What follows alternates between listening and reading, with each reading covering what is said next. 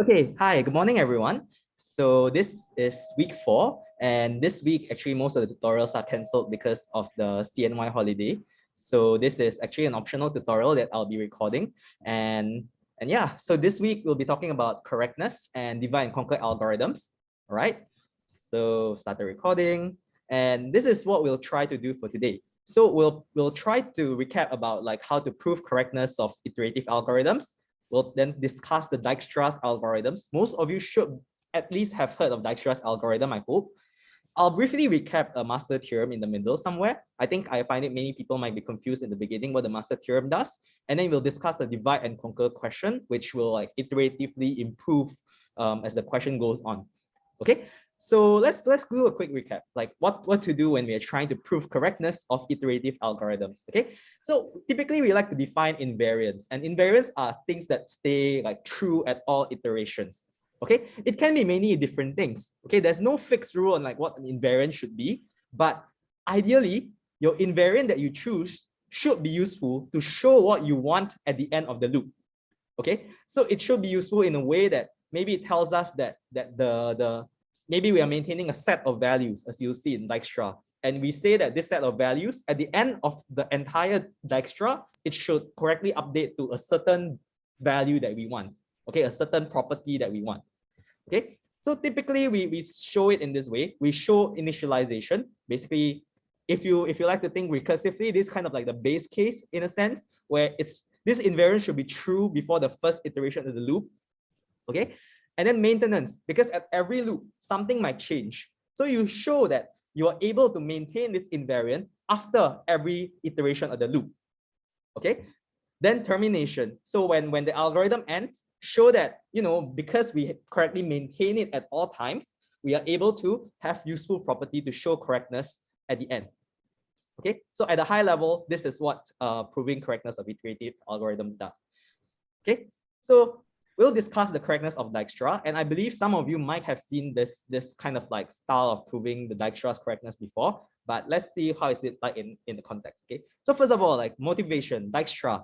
Okay, so why Dijkstra's algorithm? So legend has it he wants to visit his sweetheart, but okay, jokes aside, like it's a shortest single source shortest path algorithm, right, for graph. And fun fact, like from Wikipedia, it is an algorithm that he designed in 20 minutes apparently. I think he was just like walking around in the city, then he thought, yeah, that sounds like a good algorithm, and it haunts like undergraduates lives for the CS undergraduates life for the next like many centuries, years, not centuries, decades.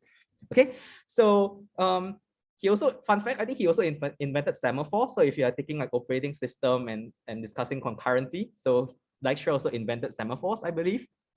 Okay, but that aside, let's discuss the algorithm. And let me just like quickly recap what the algorithm does, because I think not every one of you might remember what the Dijkstra's algorithm is doing.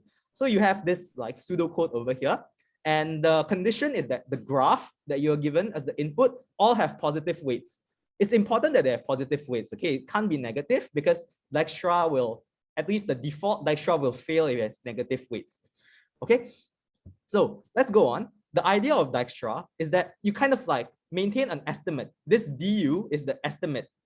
So for every single node, except for the source, the idea is that you don't know the estimate yet. You just say, yeah, everyone, I really don't know. Let me just set it to infinity. They are all very far. Okay. But then you know the distance to yourself, the source, right? Because you are already at the source. So the estimate is 0. The R over here will be the set of results which we will maintain later on. Okay, so du, again, as I mentioned earlier, du is an estimate. So du is an estimate. Okay, wait. Okay, yeah. So ignore this part. Yeah, I think I forgot to remove it from the slides. But du is an estimate. So the idea is that can you get better at every iteration? Can you improve the estimate? Okay. So what you do in the loop is that you repeat. Consider first from all the different estimates that you have, you greedily choose the smallest one. Okay, take the minimum estimate, and then you add this minimum estimate to the set of results. R is the set of results, because we are sure that this R, or we'll prove that we are sure that this R will contain the final results, final shortest paths. Okay, and then the next step is the relaxation step. So you try to relax all the outgoing edges, and because this green part over here, finding the minimum, is to check like, can you go to the other nodes faster? Okay, based on what you have so far, and now that you add one new edge, can you visit that node faster? Okay, in a shorter path. Okay, this is Dijkstra's algorithm at a high level. So now let's step it through. Okay, so let's step it through. So I have this graph over here. So I mean, maybe give you 5 seconds to like stare at the graph, and before I go on to explaining it. Okay, I'll go on. So this is the initialization. So we say that, okay, I know the estimate to myself is 0, and the estimate to everyone else is infinity. Okay, then what I do is that in the algorithm, I pick U not in R. Okay, pick one of the nodes that is not in the result set yet. So in this case, I choose the smallest estimate, which is 0, it's just myself, and I union it with R, basically add it to our set of results. Okay, then afterwards, you try to do the relaxation step, because now you know, okay, I'm the next thing I do is visit the S. Can I improve the estimate to the other nodes? Okay, so maybe just to okay, I'll show it maybe in the next slide. So this one is the relaxation step. Everyone gets the estimates updated because initially it was infinity. So if you take from DS, from this particular node over plus the edge weight of the edge, you get a better estimate from infinity. So initially it was infinity, then it got down to 3. Okay, because we minimize it. Okay, so we repeat this process. So we choose another U not in R with the smallest du. So among all these things just now, right? Among all these things just now, the one that has minimum estimate is this guy, right? So we choose the node C and we add it to the result set, the red nodes. Okay. So after that, based on this node, you try and figure out, hey, can I go to these two nodes with a better estimate using this node C? So it turns out you can, because initially they were infinity, so they were kind of trivial. Okay, so note, at this point, right, we think, based on the two nodes that we see so far, S and C, we think we can reach D and F with cost 6 and 9 respectively. The idea of Dijkstra is to improve these costs over time and see if you can get like doing better. Okay, so let's do the next step. So among these 4 nodes, right, the best one is this guy, right? The smallest estimate is B equals to 4. Okay, so you choose that and add it to the result set, and then you try to go over here. You try to relax this thing, relax this edge over here. Then you notice how initially we start off with 6, but if we do 4 plus 1, the current estimate dB equals 4, and plus the weight of the edge 1, we suddenly notice that we can actually do better. We can do better by taking this path over here. So initially, the estimate 6 was caused by this path, right? But then turns out you can do better by taking this path. So this is what Dijkstra tries to achieve over time. Okay. So this is Dijkstra's algorithm. I won't step through everything, but I think the key ideas are there. At this point, I'm just gonna stop and take questions. You can fill in archipelago if you like, but last year it took a while, so I think I won't wait for too long. So any questions about Dijkstra's algorithm before we go on? Okay, so I'm gonna change my background over to Dijkstra for fun.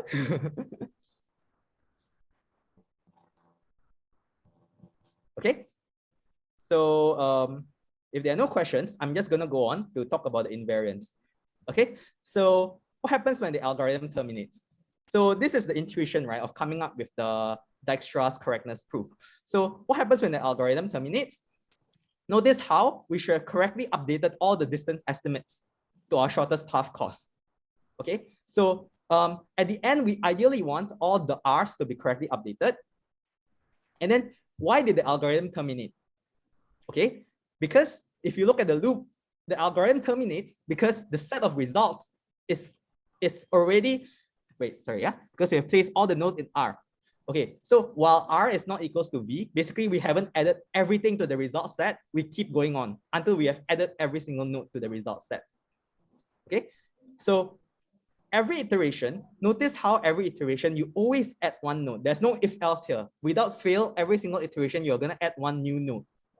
Okay, so the invariant idea we want to keep here is that we want to relate the nodes that are already in R with the fact that we already have the correct shortest path cost.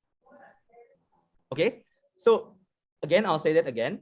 So we want the nodes inside R over here, inside the set of results, to already have the correct shortest path cost. Okay, so this is the idea. And then if we look at the diagram over here, right? So when this is just to really show that when just now in our execution, it was already fine. So notice how the true shortest path from S to B is indeed just 4, and the true shortest path from S to C is indeed just 3, and their correct estimates are all correctly set. Okay, so this is the intuition, and again in the algorithm we are just adding the next node with the minimum estimate. Okay, we are just adding the next node with the smallest estimate, and we want to show that this node that has the smallest estimate is already containing the best shortest path to it. Okay, at this point, again, I might be confusing just now, but what I mean to say is that among these 3 nodes that we haven't added to the set R, to this cloud over here, the smallest guy is this one, right?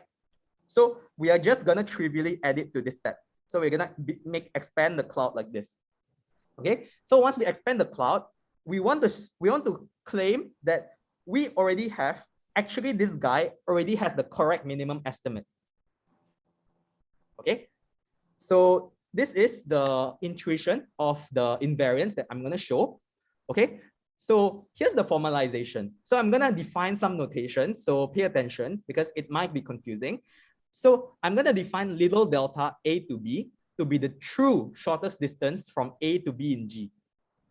I make it general, so starting from any node to another separate node, we define this notation to mean that this is the true shortest distance. Okay, like abstractly, this is the true shortest distance. So the invariant, which is the intuition I keep emphasizing earlier, is that for every single node in R, the distance to U, the estimate to U, is already the true shortest distance from S. Okay, from the source to that node U, it already has a true shortest distance. This is the invariant we want to keep.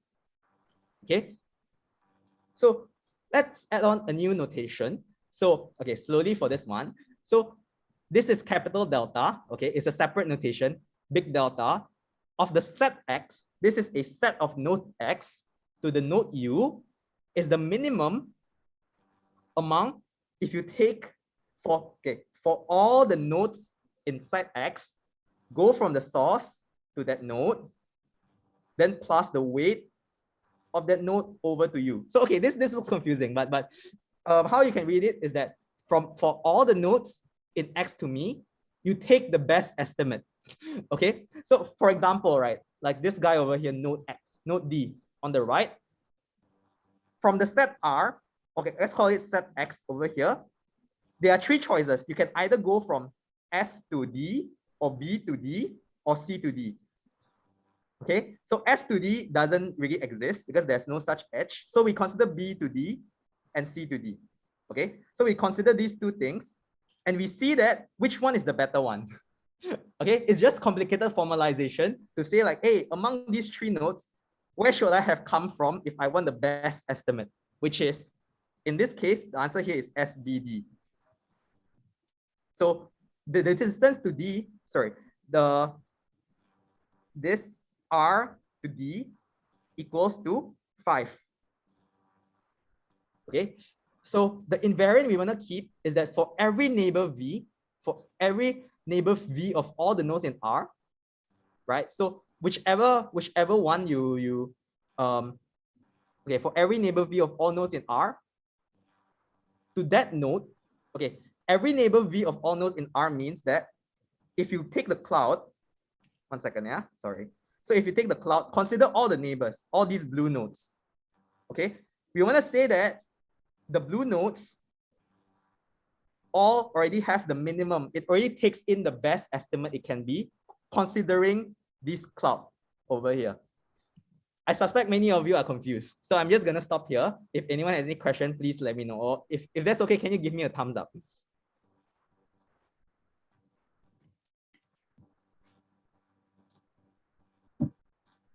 Okay. Okay, good, good. So if you're confused, please PM me or like put in the chat. But I see a lot of pretty good number of thumbs up, so I'm just gonna go on. Okay, so the next thing is that okay, now we want to argue the initialization step, the maintenance step, and the termination step.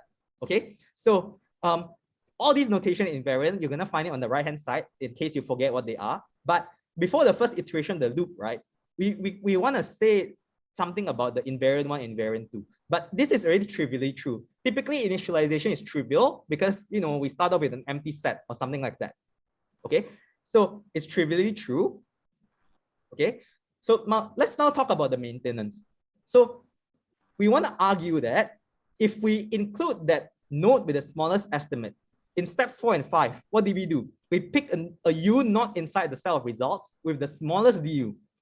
Okay, if you're implementing Dijkstra, it's typically using a priority queue. Okay, so with the smallest DU. So if we want a union, we want to add it to the set of results, and we claim that this node actually already has the true shortest distance. The little delta is the true shortest distance notation. Okay, so how we prove this is we try to prove it by contradiction. Assume that, hey, that node that we picked, the node with the smallest estimate we picked, did not have the true shortest distance. Okay, so if we assume that does not have du, it does not have the true shortest distance, it must mean that there is some other path to reach u that is shorter. Okay, so just now we start off with this cloud over here, and we take out du. This is the smallest, like has the smallest estimate. But the smallest estimate does not have the true shortest path. So we say that, oh, this SBU is actually not the true shortest path. There can be some other path that is actually shorter. Okay, this is the claim by contradiction. We assume such a path exists that is shorter. Okay, and it takes via this HXY. So let's call this path Q. This path over here is called Q. So just gonna warn you, there's gonna be some math ahead, it might be confusing. So pay attention. So weight of the Q, right? Weight of this alternative path is you take the true shortest distance from S to X, take the weight of XY, and then take the true shortest distance from Y to U. Okay? And because of our assumption, we say that everything total up should be less than the distance estimate to U. Okay? So what I'm gonna do next here, so ignore this for now. Ignore this first line for now. So what I'm gonna do is to expand these things so that it will eventually look something like this. Okay? So I'm gonna start off with dy. What is dy? dy here is the estimate. What is the estimates of this guy? dy. Okay? So by our invariant 2, the invariant 2 over here, we say that for every neighbor V of all nodes, we say that it's capital delta Ry. This is just copy pasting the invariant. And the definition of the capital delta, the big delta, is the minimum of every single node for, okay, go for every node in the R, in the capital R, you go to that node first, and then you take like whatever weight it is required to cross out of the cloud. Okay, so this one, you want to relate what is the estimate of Y and relate it with this guy X. Okay, so we know that this should be take the minimum shortest path from S to X plus the weight of X to Y, right? So we say that this value over here is an upper bound to dy, because the reason it's an upper bound is actually because of the minimum, because look at this example, for example, right? So dy is the minimum of, let's say, 100, 3, 50, and 42. It can be upper bounded by, like, the relation we can conclude is that dy is upper bound, like less than equals to, of any of these things. Okay, so that's why this is a less than equals to. It's less than equals to this specific value over here, which is inside the set. Okay, so the next step is that, okay, maybe let's see first. So you notice how this guy over here looks kind of like this guy, right? Looks kind of like this guy, and we want to artificially add this best true distance from Y to U. Okay, we artificially add this in, and this is fine. The inequality doesn't break because edges are positive. So it's just like saying 100 is less than equals to 100 plus 3. It sounds silly, but this is exactly what we are doing here. So we are just adding the edges in because the edges are positive. And notice how this is where the fact that edges are positive is important, because if the edges are negative, we cannot make this claim. So by our assumption, this already looks like this guy. And by our assumption, this is less than du. Okay, so I'm just following over this inequality over here. Okay, so as a result of that, because of our series of like making these connections, we know that dy, using our math, dy is less than du. Okay, so note at this point, so our math, right, suggests that dy is less than du. But if you consider how the algorithm works, you will want to choose the smallest du. And because, okay, so look at the algorithm here on the upper right. You're choosing the node with the smallest du. So if the node is the smallest du, it must mean that it's smaller than any other node. Like even if you take like d, if this is z, for example, if you take dz, this is maybe a, this is dA, it should be, the du should be lower than every single one of this, less than equals to, because the smallest one. So this is two contradicting facts, because our algorithm does choose the smallest du, and by right, du should be less than equals to dy, but our math suggests that dy is less than du. So this is a contradiction. And because this is a contradiction, what must have gone wrong? What must have gone wrong is our assumption that there's some other path that is shorter. The initial assumption is wrong. So it means that this du is already the shortest distance. Okay? Anybody confused? Tell me now. This is really like the essence of the argument for Dijkstra's correctness. So this is like the meaty part. After this, it just gets better. Like it doesn't get any harder than this. So can you give me a thumbs up if you are following? If not, like just PM me no or something. Then which part you're confused, I'll repeat.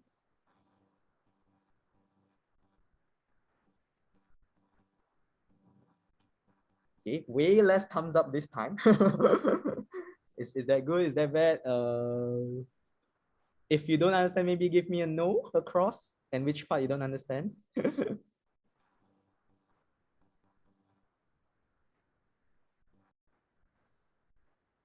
Okay, so no one's saying anything. So I'm just gonna assume it's fine for now. But if it's not fine, you can talk to me after class and I can repeat if there's a specific part you are confused about. Okay, so here's an alternative way to prove it, but I'm just not gonna go through it here. This is just a sketch. Okay, but the essence is the same. It's just what you assume is different.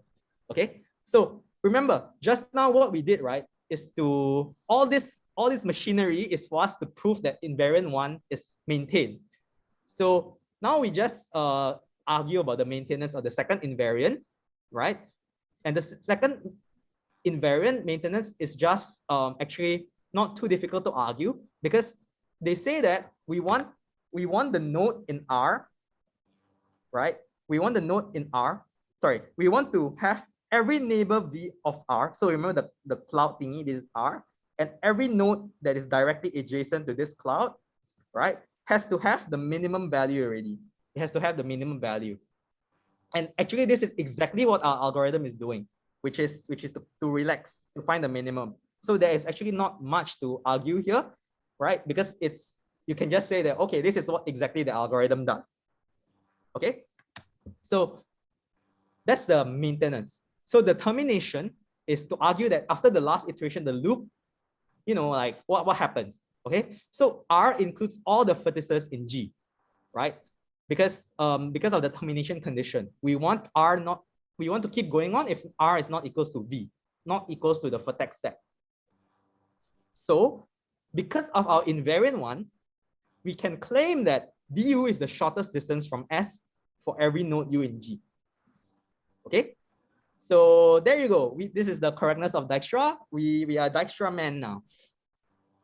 Okay, so some people might be wondering, like, hey, do you really need the invariant too? So typically, I guess, depends on the way you prove it, I guess. So just define whatever you think will be useful for you. So here, like, we define invariant too because it was helpful for us to show the argument, the heavy mathematics we showed just now. Okay, but if you think you don't need it, then perhaps like you can have a simpler way, maybe. Okay, so this is the Dijkstra's correctness. And so yeah, that concludes the first question. Anyone have any questions at this point? Because we are going to switch gears over to the next question already. Maybe just to recap, what we did is that we defined some invariants. Then we show initialization. We show that we can maintain the invariant, that is the invariant that the set R already contains the true shortest distance for every single node inside it. And then finally, we show the termination step to argue that all the nodes have correctly been updated. Okay, so that's the recap of the Dijkstra's correctness. So let's go on to master theorem. So I believe master theorem should be covered in the most recent lecture. If not, like somebody just stopped me because I didn't actually see the lecture, but looking at the slides, I think it should be covered if I'm not wrong. So master theorem says that if let A more than 1, B equals more than 1 be constants, and let Fn be a function. So we have recurrences in this form. Tn equals to A, Tn over B plus Fn. This is like a generic form, but it doesn't cover all the possible recurrences. It's just a recurrence where the smaller part is a multiple, and you are dividing it by like a fraction each time. Okay, so it's a fraction each time. So the A here can be thought of like the branching factor. Okay, so like how much your recursion tree branches. And B kind of like controls the depth of the tree. Okay, because if you think about it, the more you try to divide, the faster you reach to the leaf. So for example, if I have 100 things, right, and I divide by 50 each time, 100 divided by 50, then I get 2. 2 divided by 50, then that's it. That's pretty much like less than 1. That's the base case. But if you 100 divide by 2 only, you need more steps. Okay, 100 divided by 2, 50 divided by 2, 25 divided by 2, and so on. So intuitively, B controls the depth of the tree. Okay, and the height is that it's log base B of n. Okay, so Fn is the work per node. So every single node here does some amount of work that is related to this function over here. Okay, so this is an important term that you'll see in master theorem, n power log base BA. What does this mean? Like what's this abomination? Okay, so this is actually the number of leaves. Okay, I won't derive like why this is the number of leaves. You can try to prove it, like argue it yourself, but just remember this for now. Like this quantity over here is the number of leaves in the recursion tree. Okay, so this will be important. So I'm just going to present some intuition of master theorem. So the total work in the recursion tree, like if you sum up every single thing, it can be categorized into 3 things, which is the 3 cases of master theorem. The first case is that most of the work is done in the leaves. Okay, and because most of the work is done in the leaves, you can kind of like double quote ignore everything in the middle. Okay, I have a diagram soon to make it clearer. The second case is kind of like spread out equally the work at every level. And the final case is the opposite, where most of the work is done only in the root. So you ignore like everything below it. So master theorem case 1. right? So again, this is the form of the recurrence. The number of leaves is n power log BA. It says that if Fn, if this function Fn here is O of n log BA, n power log BA minus some epsilon, right? Where epsilon is a constant. Please note this is a constant, okay? So constant means like they cannot be a function of anything. So if your epsilon, if you say your epsilon is like log n, something is very wrong. Okay, so we claim that if Fn equals to O n power log BA minus epsilon, then we say that the entire time required, the Tn is theta of n log BA, is theta to the number of leaves. Intuitively, it looks something like this, because you end up with a lot of leaves, right? And maybe how you can read it is that this Fn kind of like won't catch up to the number of leaves. At every level, it just keeps spreading out so much. It keeps spreading out so much, you'll never catch up to the leaves. And most of the work, right? Most of the work is done like by this huge stretch over here. Okay, intuitively, this is how you can probably think about the master theorem case 1. Okay, and because most of the work is done over here, that means the running time is dominated by the number of the leaves.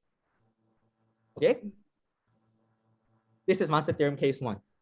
Master theorem case 2, here I have a form which is I took from a textbook, but I noticed that I think the lecture notes use a more generalized version. It has like a K somewhere over there. So just for the intuition, I'm gonna use the textbook one. So work done is spread out across all levels. So let's say Fn is like kind of about the same as the number of leaves, right? Over here.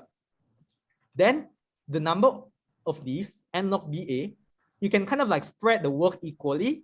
And because the height of the tree is log n, the height of the tree is log n, you can kind of like spread all this work equally. So you have the number of leaves times log n.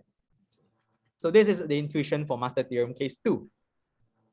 And surprise, surprise, master theorem case 3 is kind of like the other way around, where the root is so big, right? At every level, you keep like decreasing in size that it becomes like rather insignificant. So most of the work is only done at the root. But there is this regularity condition that you have to be careful about. And I guess intuitively how you can think about it is that you don't want at some level, one of the level below it does more work than the parent. Okay, than the root. Okay, so intuitively that's the regularity condition. What is it trying to check? Okay, so this is the intuition for the 3 master theorem cases. I'm just gonna demo some usage later on using one of the questions, but aside from that, it's not that important to understand now. So I'm just trying to give intuition.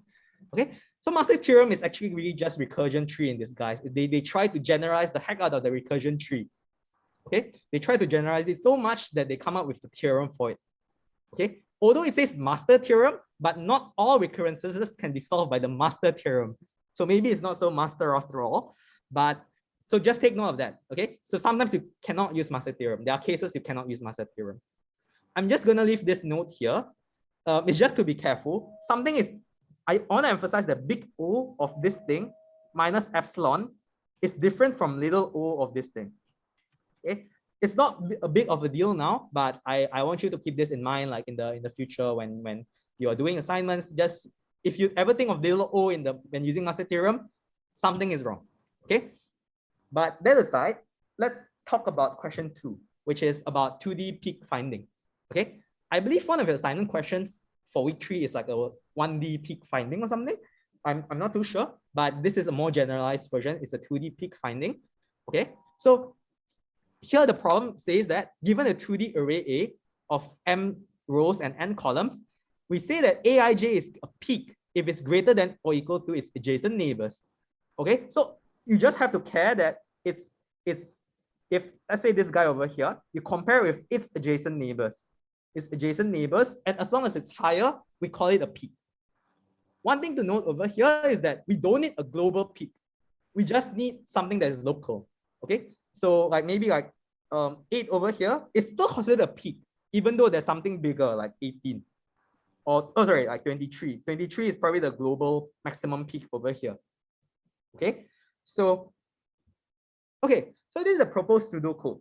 this should be given in tutorial. So it says that, hey, if the number of columns is 1, return the maximum. Otherwise, we propose this divide and conquer, where you divide it by the middle column, find like something in the middle that is the maximum. This is kind of like a candidate peak, right? It can be a peak, maybe it's not. So check the surroundings, whether it's actually a peak. If it is, return it. Otherwise, you recurse on both sides. Okay. So let's try this on this particular array to help you visualize what's going on. So number of columns is definitely not 1. So we check the middle column over here. The number 8 over here is the maximum on this column. And you check, hey, is this guy a peak? And turns out it's not, because if you check against 1, 0, and 15, it goes something bigger is on the right side. Okay. So because it's not, you recurse on both sides. First, you try to find a peak over here, right? Then you try to find a peak in the other side.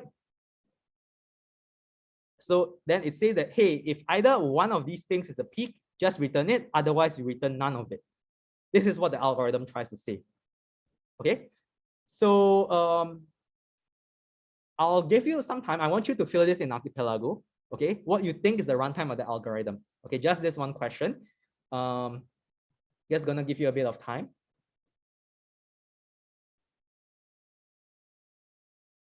Okay. Just gonna stop sharing in the meantime.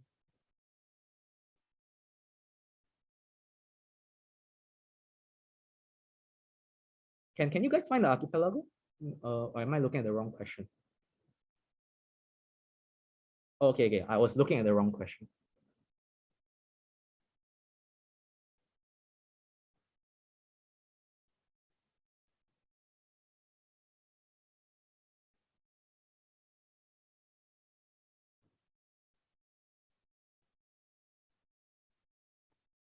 Okay. Maybe like 11, let's resume at 11:39. Because I really want to get a feel of what you think is the runtime of this algorithm.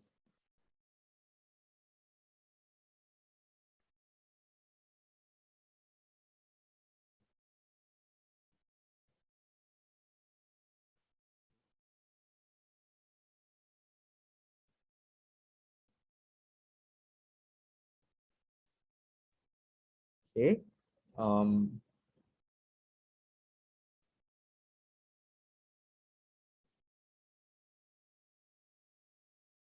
Okay.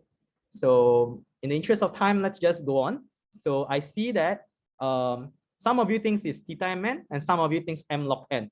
Okay, they are about equal.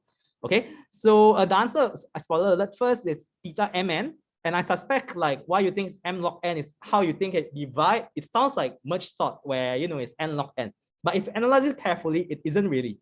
Okay, so but an intuition, right? Why this might be slow is that you're dividing the array into 2, but you're doing recursion on both sides, and you're still checking every single column. Okay, because you're checking every single column while recursing on both sides, it's still mn.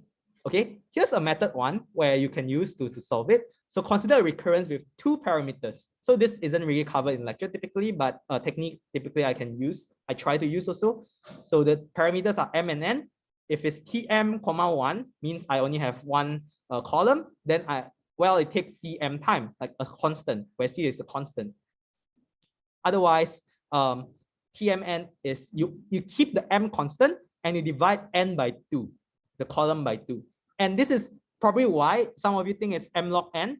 Okay, but why it is not m log n is because the function here, the cm, is constant, and the m doesn't change over time. It's still m. It doesn't become like m over 2. So this is why it stays as mn. I'll leave it as an exercise for you to try solving this, but I'm gonna go with hopefully a simpler method. So notice how the time to process every single column is the same, right? Because at every call, you keep processing the every column, right? The maximum or the middle column or the maximum of the single column we have.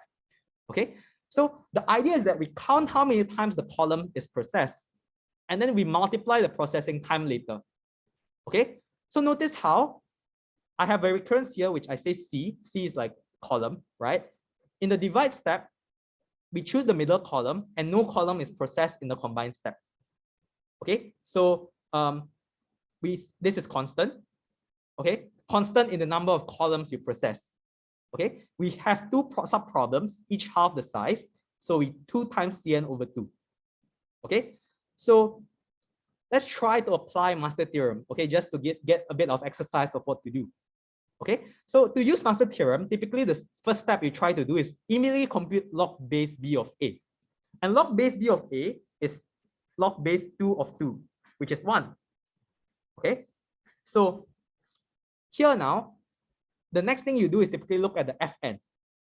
So Fn is θ1, right? Fn is θ1, which is also O of n1 minus epsilon, right? So this is log BA. So you substitute 1 into here. So we have n power 1 minus epsilon. And we choose an epsilon. We choose an epsilon that is a constant. So here you can choose like epsilon equals to anything actually, like 0.2 is fine because 1 is definitely ON 0.8. Okay. Therefore,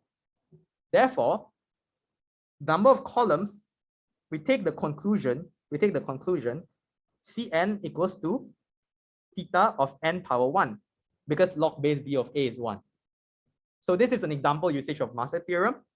Okay, it's a bit of overkill because you can do it like you can do it in a non-master theorem way, but I'm showing it just for like for your usage. Okay, so with this, right, we know that there are theta n columns being processed, and each one of them takes theta m to process. Okay, each column you need theta m. So as a result, you multiply this two, you get the total time is theta mn. Okay, so anyone confused? Can I get a thumbs up if you're okay?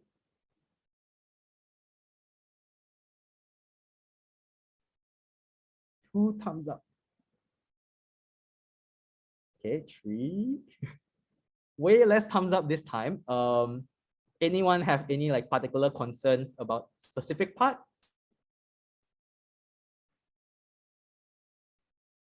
May I ask why is it 1 minus epsilon? Okay, sure. Because of the way master theorem does it, it says that if the function fn is O of log BA minus epsilon. So the epsilon just comes from the guy whoever proved master theorem. It's the guy was like, okay, to prove master theorem case 1, you need the minus epsilon there somewhere. Okay, here I'm applying master theorem. Say that, hey, Fn, which in my case is θ1, is O of n power 1 minus epsilon. If I set like epsilon to be like 0.2 or whatever, the epsilon can be anything. It's your choice for some constant, right? It can be 0.2, it can be 0.1, as long as it's more than 0. But clearly the constant, the number 1, like any constant, is big O of any like polynomial, any n power anything. Yes. Wait. Here the E is log 221. No. The E here is not log 221. Here the log 221 is the log base BA. I mean the one. Which one? There's a lot of one.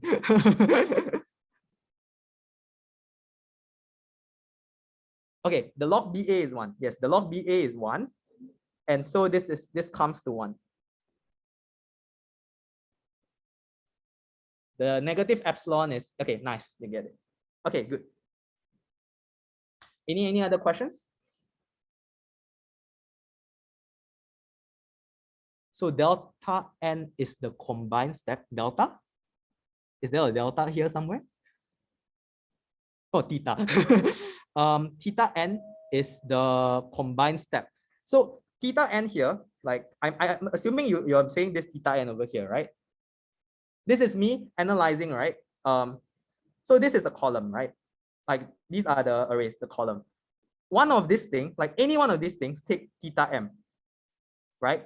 I want to count like, hey, how many times am I just visiting this? Like I imagine like maybe a flat array. Then you're asking like, hey, how many times do I touch a column? That's the theta n here.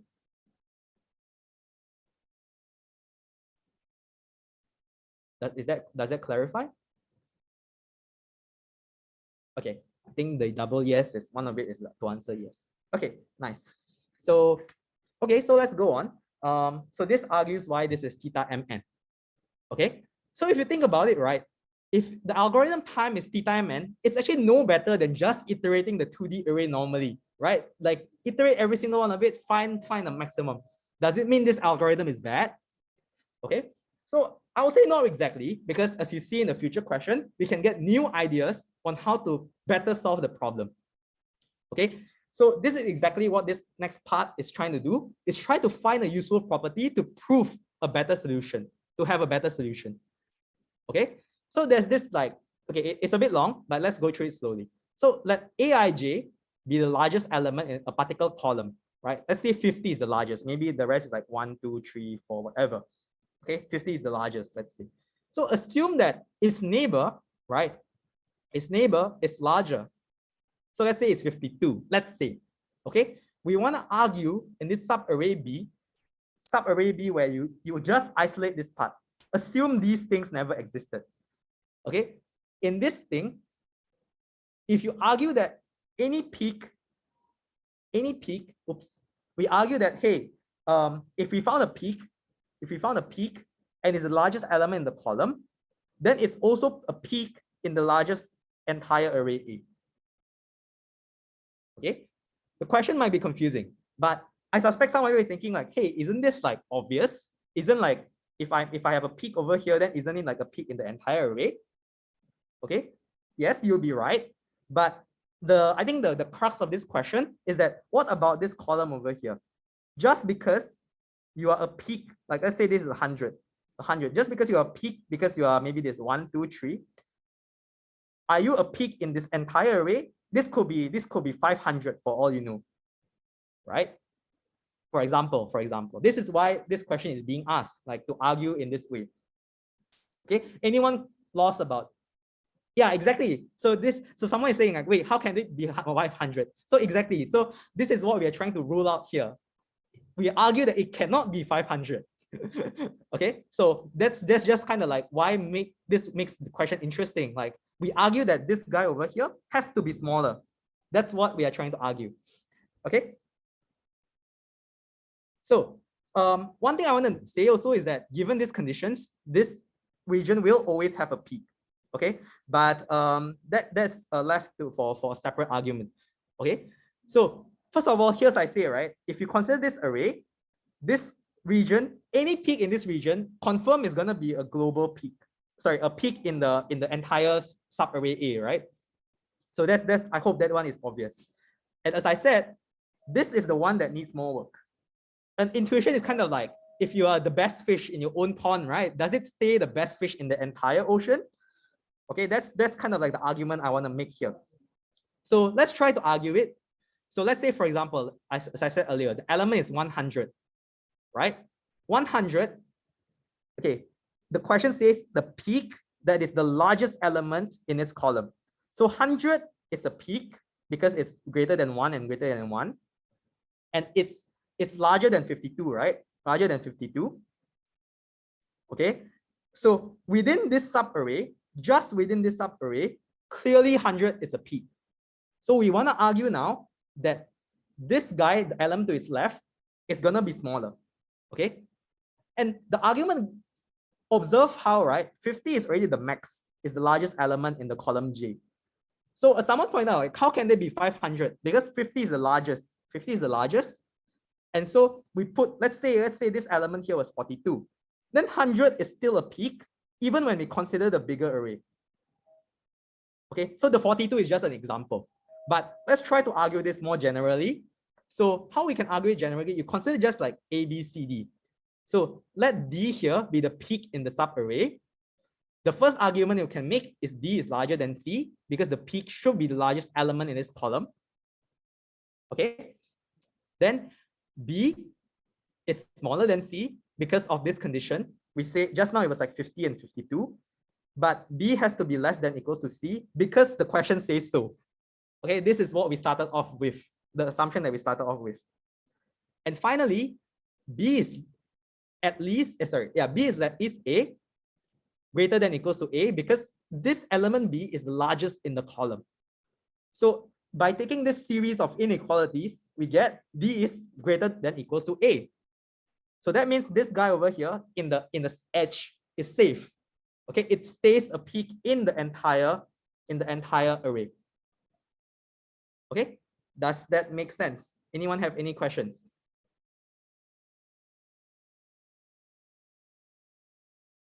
Can I get a thumbs up if this makes sense? Or if you still don't understand why this question was being asked in the first place, just let me know. Okay. Okay. So I'm just gonna go on. It's 11:51, but I think the last part should be relatively fast. So now, right, using this idea in question 3, we try to describe something that's better for question that is better than question 2, right? Better than the theta mn question. Okay. So I'm not gonna give time to fill an archipelago, but maybe just meditate it for like a minute, see if you can like figure it out. Okay. So to summarize, to recap, we're given a property that, hey, if you recurse on this side, you find a peak, let's say a peak P, then this peak P is a peak in the entire array. Okay. Just think a bit. Okay.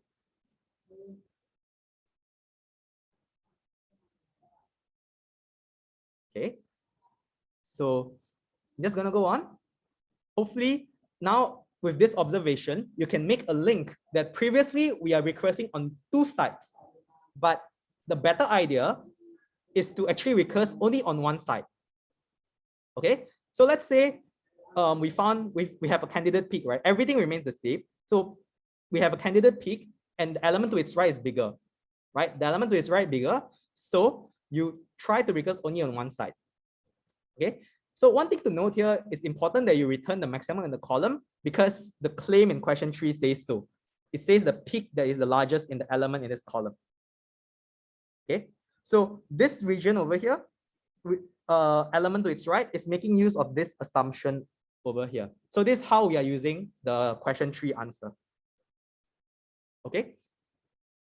So similar as before, I'm gonna try to analyze the number of columns being processed, but this time the difference is that you have this recurrence instead. The total number of columns being processed is Cn equals to Cn over 2 plus theta 1 because we are only recursing on 1 side. From 2, it becomes 1. Okay. So now this time, by master theorem case 2, we are going to use case 2 over here. It goes by experience to know which cases to use. But again, the first step is you compute log base BA, right? Log base BA is log 2 of 1 equals 0. Okay, log 2 of 1 equals 0. And then we compare this part over here.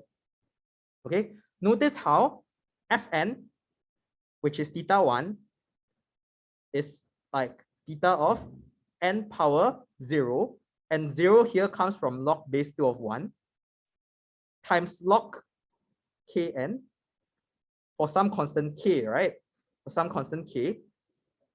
And here, our choice of k should be 0 because we want theta 1 to be theta 1 basically here. So that's why we power 0 to both things. So we choose k to be 0. Okay. So this is, I'm trying to use master theorem. Okay. After computing log base BA, I relate Fn to like whatever they ask me. And the choice of k here is 0. And remember what the conclusion of master theorem is. It says that my conclusion of master theorem is this. The k, notice how there's a plus 1. Okay. So the total Cn, or here the master theorem is Tn, is theta of n power 0, which comes from the log base 2 of 1, then log of 1 plus 1, n. Sorry, 0 plus 1, 0 plus 1. And the 0 comes from our choice of k. Okay, so in the end, after doing this math, we have theta log n. Okay, this is again like I'm just using master theorem so that you get a feel on how to use it. But otherwise, if you're solving normal recurrence normally, it should be clear this looks like a binary search kind of recurrence, so it takes log n time. In this case, I'm counting the number of columns being processed, so there are log n columns. So the total running time is theta m log n, because each column is theta m per column. Okay, so this concludes the running time analysis. I'm just gonna wrap up first, and then if you have any further questions, we can take it after that. Okay, so here's just like for your own like learning, because there are some other divide and conquer algorithms which I think pretty neat. So if you are interested, you can read up fast Fourier transform, which I think is a very fancy, but it's very neat. I think there's these different algorithms as well. So Karatsuba algorithm, for example, is for integer multiplication that is better than your like however you will be doing multiplication in primary school. Okay, Strassen's algorithm is a better matrix multiplication algorithm. Okay, so yeah, so for example, Karatsuba, right? Typical integer multiplication is like n squared. I think Karatsuba is n log base 2 of 3, I think. Okay, I can't remember the exact recurrence. Okay, but it's basically a better asymptotic algorithm. Okay, so here are some extra questions also in case like you find that 2D peak finding idea cool. We bring it from mn to m log n, but there's actually a better solution that is linear in time. There's an om plus n solution using like more observations about how to divide the array. Okay, so you can try it out for fun if you like. If you want some exercises about master theorem, the textbook CLRS actually has several examples. Okay, so you can try solving these recurrences. Some of it cannot be solved using master theorem, some of it can. So for those that you can, solve it with master theorem. Okay, so that's about it for today's tutorial. I'm going to share the slides in the Zoom chat. Okay, something I should have done last week as well. So copy link. Okay, so that should bring this to the set of slides. And yeah, so that concludes today's tutorial. Thanks a lot for coming. Happy Chinese New Year. Okay, so I'm just gonna stay back for the next 30 minutes or so for questions, if any. Yeah, what? Got ang pao for us? No. No problem. Okay.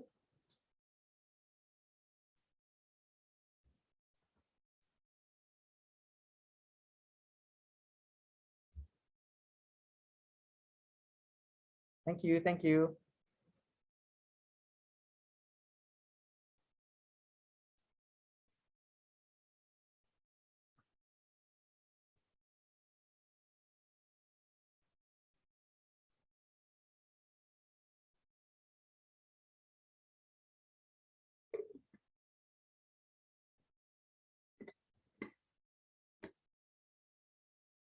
Hey. So hi, Christian. I'd like to ask about the last question, the peak finding. Yep. Yeah. Can you scroll to that slide? Okay. This one, right? Yeah, yeah. Yep. So the idea in question 3 is saying that if we know if we are currently at column J and we know Aij is the largest element in that column. Yep.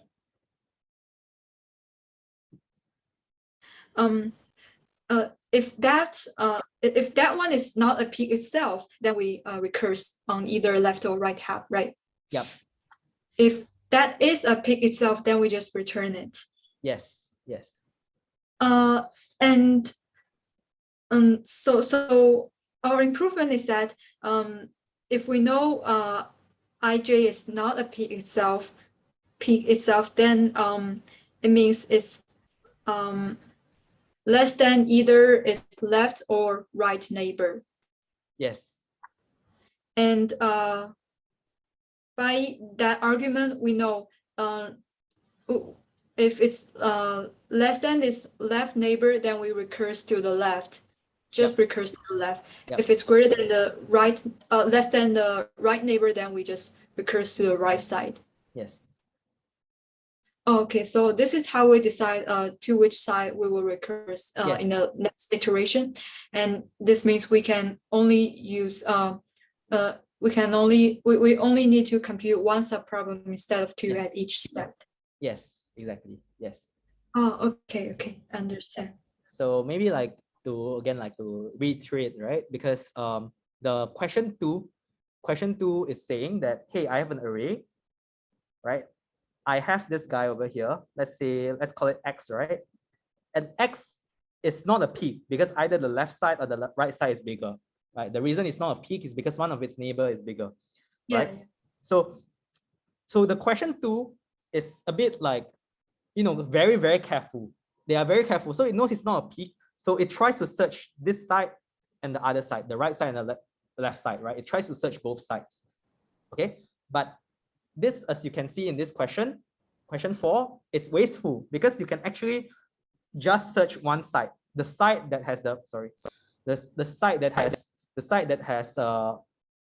that is larger, like the side where, okay, let me repeat. So let's say this is 50 and this is 52. And because this is larger, right? The 52 is larger than 50.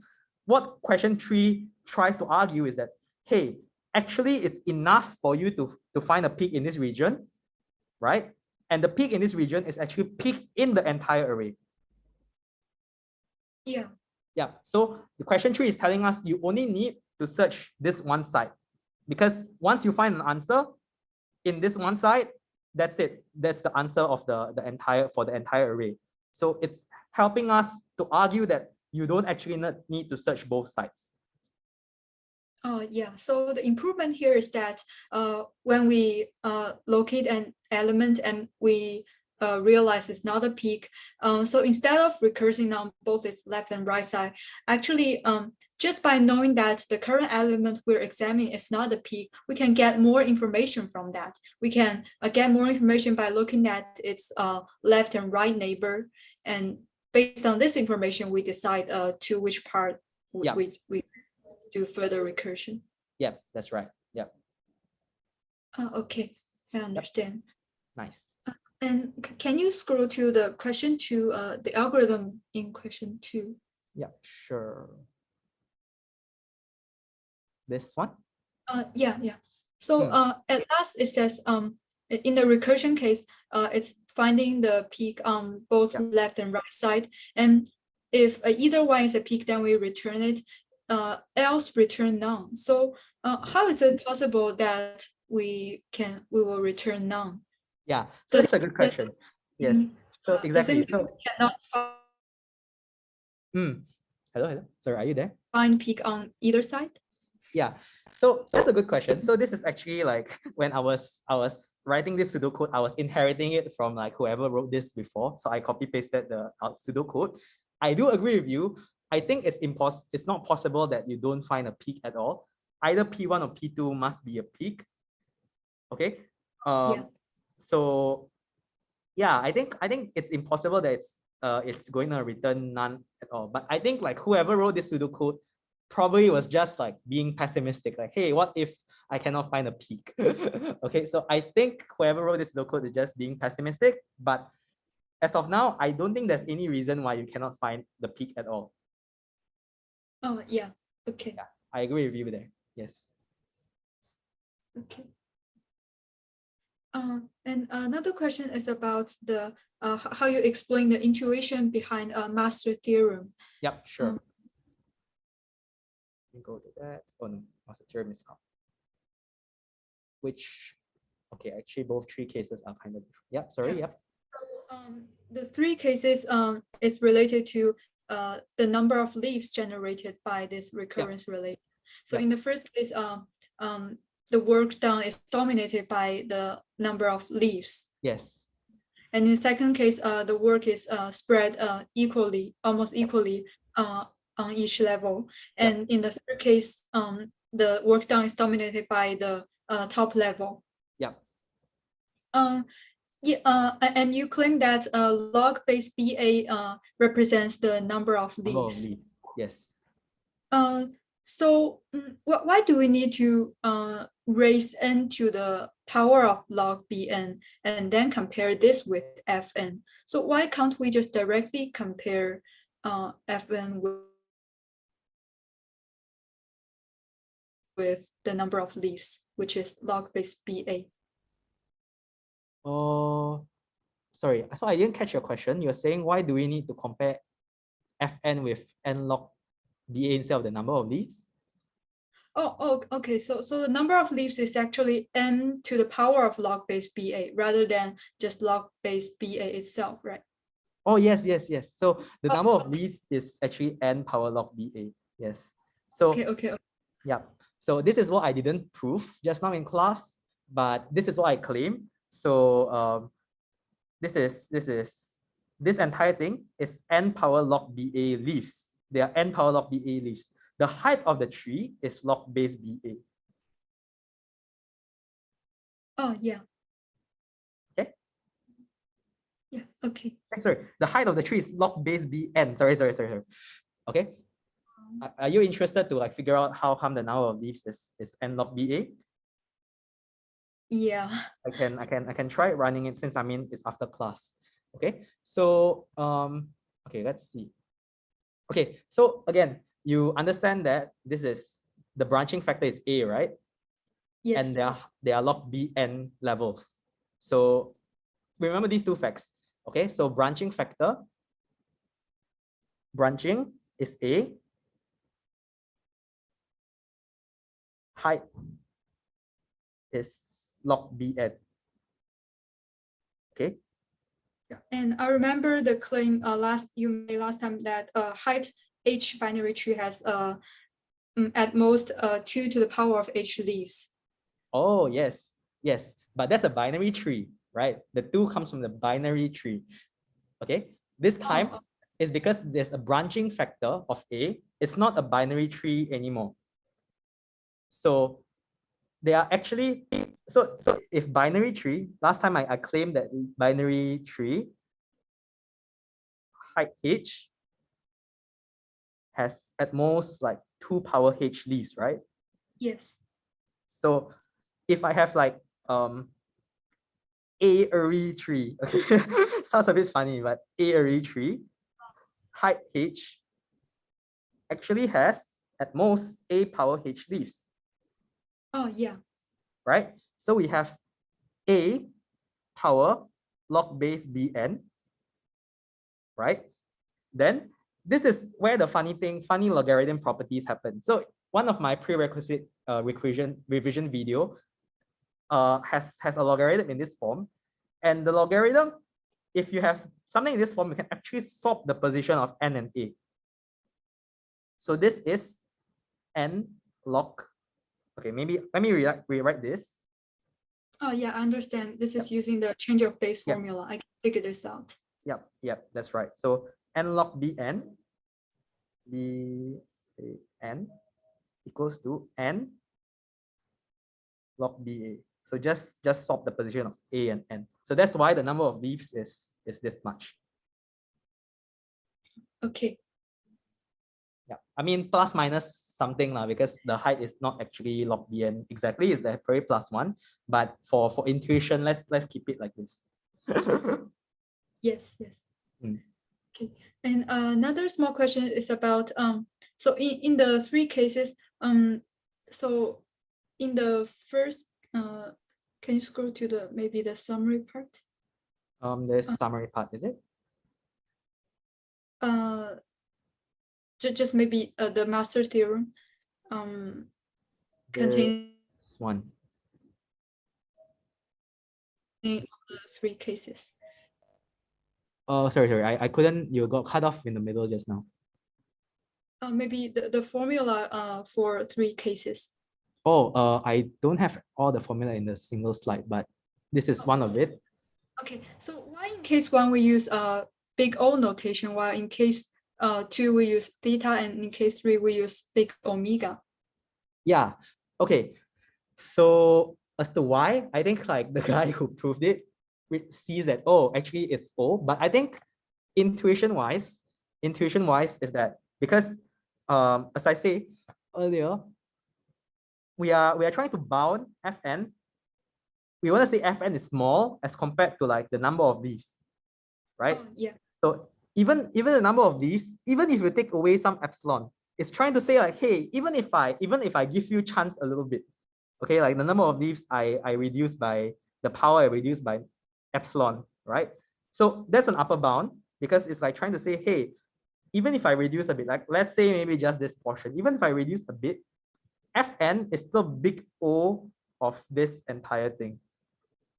Oh, okay. But I think So, intuition wise, this is why they say it's big O. And for big theta, it's probably because like it's about the same. So you know how like intuition for big theta is probably like you can sandwich it. So it's like it's not an upper bound, it's both an upper bound and a lower bound. So it's kind of like about the same. Probably that's why you can use big theta here for the master theorem. And for third case, it's symmetric, right? Because we want to say that, hey, Fn is so big that it's big omega of the number of leaves, even if you plus some epsilon in the power a bit more, this guy is still a lower bound. The number of leaves is still way smaller compared to Fn. Does that make sense?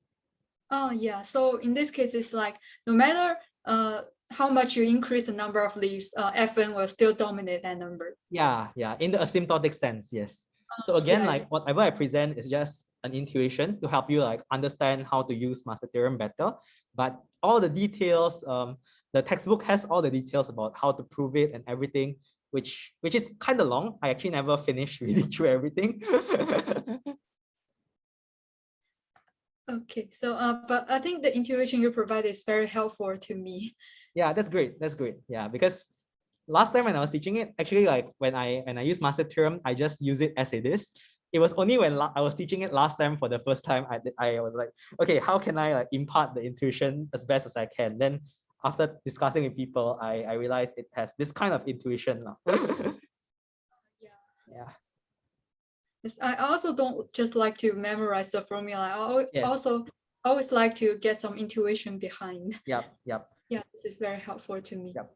So perhaps like one thing I don't exactly can provide a solid intuition is the plus epsilon, the minus epsilon, and the fact that case 2 doesn't have epsilon in it.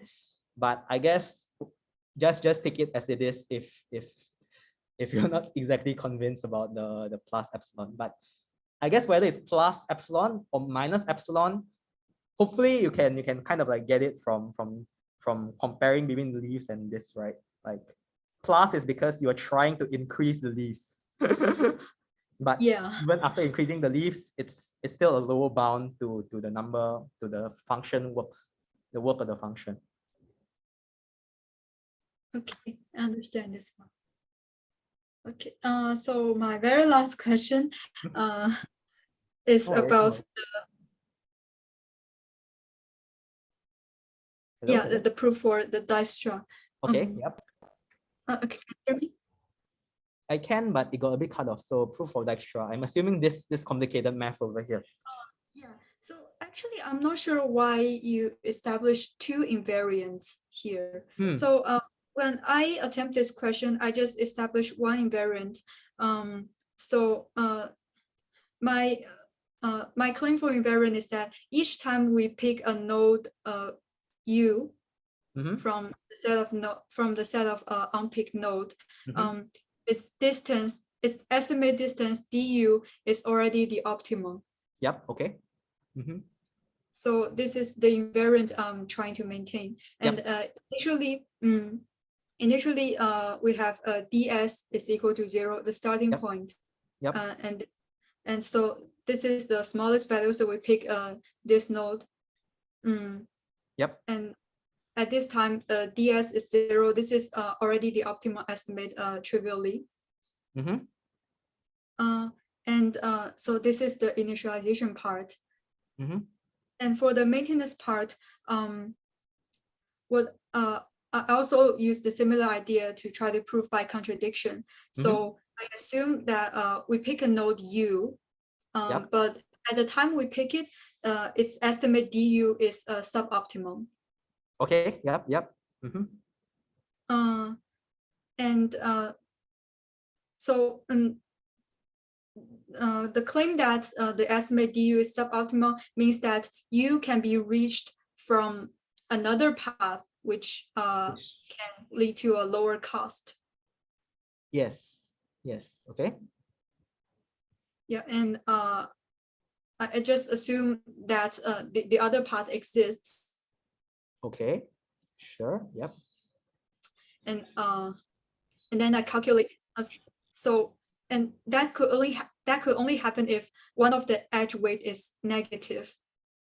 So just by manipulating the inequality. Okay. Yep. Let me think. Okay. So let's I suspect your maintenance part is this part, the aside that I kind of like skimmed through just now. So you're saying that, let's say you pick the node U, right? Then you say du is suboptimal. Yes, I assume that the du is updated from some other node like v. Like v is already a node in the set R, which Okay, has let's say this optimal estimate, and we update the estimate for u by popping up v. we update, okay, by what v? When we pop out v, we update the u estimate for yep. u. Yes, that's right. And but actually, but we assume this is not the optimal path. Okay. That actually there exists another path to reach u that has lower cost. Lower cost, yes, that's right. So let's assume we I just don't know, like so we have a path from v to y, and then directly from y to u, let's say in this case. Okay, let's say directly, right? So something like this. Let me clear a bit. So let's say the path like this is the optimal one. Yeah. Right? Okay. So yes. And then we try to prove that so the distance of that path is like by plus yu, and this is less than bu. And why is that? Or is that the assumption? Yeah, by the assumption, but this is this contradicts the triangle inequality. Okay. So this is what I try to this is how I reach the contradiction. Okay, and so it violates because BYU is a triangle, and the sum of any two sides of a triangle must be greater than or equal to the third. I see. Yes. Okay, yeah. I think that sounds, yeah, I think that sounds fine to me. Probably the details that I think because the claim is that here the triangle inequality is because there's a direct edge. So probably you have to try to make it more general, to like go along some path, because it might not be the case that dy goes directly to you. Like maybe it has to go through some other edge. So let me try to recall like what this argument is trying to say. I think you got generally the correct idea. It's just ensuring that the details are like set, like however you wanna the alternative path that you argue, it may not be a direct edge, right? If it's the direct edge, I think I can accept that. Like that's fine. If it's not a direct edge, like maybe some other path, then how to argue it?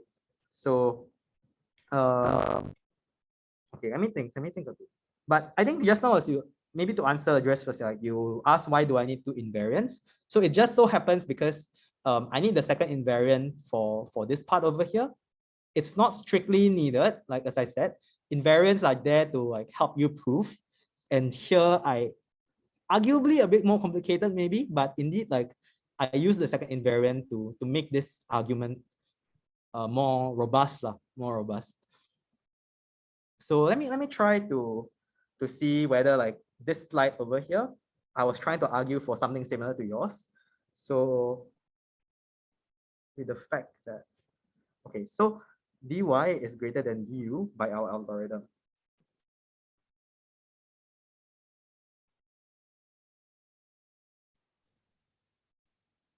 Okay. Oh, dy plus. Yeah, I realized maybe my my claim is just based on assuming that there's a direct edge between y and u. Yep, To make it more general, we should use the proof that you have made. Yep. Okay, I remember the argument here, and I'm thinking like how this is way simpler. So how did I not just use this? Maybe because I was inheriting slides last time, like inheriting from the original slides. Then I made this set of slides with the diagrams and all. But I think this slide, maybe if I were to show an alternative way, I think the sketch is that. So I assume shorter path. Shorter path via y. Right. So our initial claim is saying that, hey, this du is already optimal, but we are saying that maybe there's actually a shorter path via y, right? Assume that it's not optimal and there's a shorter path via y. So I start off by saying that because our algorithm pop off du by the fact that it's the smallest, so dy is greater than or equals to du by our algorithm. Makes sense, right? Yeah. So the next thing I do is say that, hey, this dy, there has to be like some additional edges to u, right? To reach u, it needs to have a set of at least one edge. Yeah, and all the edge weights are positive. So when That's right. dy is, that's right. So that means because we start off with dy greater than or equals to du, then plus some positive weight, it means that dy is strictly larger than du. So sorry. So it implies that this is the alternative path is larger than du. And because the alternative path is larger than du, it contradicts that we assume there was a shorter path via y. Because ideally, if there was, we should have the alternative path is less than or equals to du.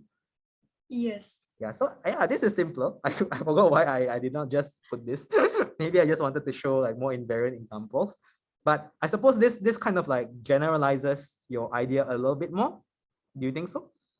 Yeah, and it also consolidates this proof. Yeah, so yeah, probably this was simple. Sure, maybe should have shown this.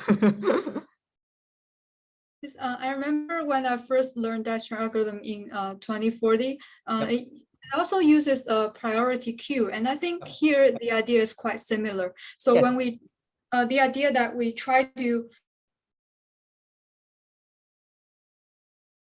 every time we pick a node, we pick the, how we like pop from the priority queue, because the priority queue stores the node based on the distance estimate. Yes, and that's right.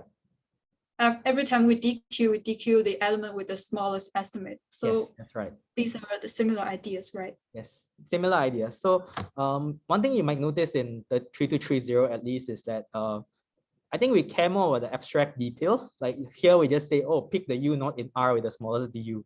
So we didn't like say like, oh, you have to use a priority queue for this. So we just say that as long as you take the node with the smallest du, we aren't exactly making an argument about like the time complexity here, but as you say, like if you use a priority queue, then this is probably like better for this step. Okay, because technically you can use an array and just sort it every time and do a linear scan. It's just not efficient. But for the purpose of this correctness question, we care more about like the abstract ideas of the properties of the estimates that we are taking out of the priority queue. Priority queue double quote. So this part is just illustrating the idea, while 2040 is closer to the implementation. Yeah, right. Yeah, I would say so. Is one of the possible implementation. Yeah, which so using have arrays. better time complexity. Yes. You took CS2040 as under Prof. Seth? Yes, Yes. last year at this time. Okay. I see. Yeah. So I think, I'm not sure if he showed that one slide, because I think if you Google Dijkstra's algorithm, right, that there are you can replace priority queue with a lot of things. So there's this thing called Fibonacci heaps. There's this thing called I forgot, binomial heaps. If you use different data structure, I kind of remember so those terms. Yeah, so all these are different implementations, but they are achieving the same goal. Yes. So maybe just as an aside, if you talk about Dijkstra's algorithm, it matters about the time for you to pop the minimum value and for you to like update the values in the priority queue, because the two key steps in Dijkstra algorithm where the time complexity is concerned is the two key steps is first getting the smallest DU, and secondly the updating of the estimates. So the priority queue implementations, like if you Google the more general analysis of it, they care about here. This is the time complexity, right? And then it compares about the time complexity to do decrease key. Decrease key is to update the distance estimates, and extract min is for you to, well, get the smallest value out. So it matters which data structure you use, and different data structures, like they want, say over here, you can use adjacency list matrix and then just searching, or you can use a balanced binary search tree, a binary heap, which is the priority queue that you're probably familiar with. And then here, for example, the person mentioned a Fibonacci heap, which is advanced data structure that you don't need to bother with right now. But basically, they have different time complexities for the decrease key and extract min operations, which gives different guarantees for Dijkstra's. Okay. Yeah. But here, since we're only trying to argue the correctness, we don't look into that implementation detail. Yes, we don't look at it. Yeah. This just now what I mentioned is just as an aside for you if you're interested. Okay, I understand this very clearly. Great. Maybe I'll add on like little trivia. If I'm not wrong, if your graph is guaranteed to be a dense graph, meaning it's always like OV squared, like the number of edges is always like OV squared, it's actually better that you use an array and just naively scan everything rather than to use a priority queue that has a logarithmic factor. Because I think if you use an array, it's going to end up like just V squared or something like that. But if you use a priority queue, it's going to end up with like V squared log V, something like that. But that's just extra information. So I'll just repeat that one more time. If the graph is dense, it's probably a better idea for you to just naively implement the double quote priority queue using an array. So that's just for you to like think about if you're bored or something, but that's not exactly important like right now for this tutorial. Okay. Yeah. Thanks for bringing this up. No problem. Okay, so I have no more questions. Thank you very much, and Happy Chinese New Year. Yep. Happy Chinese New Year. Okay. Bye-bye. Bye. Okay, so that concludes today's tutorial. So most of you will be watching this video. Thank you very much for watching. And yeah, I'll see you next tutorial.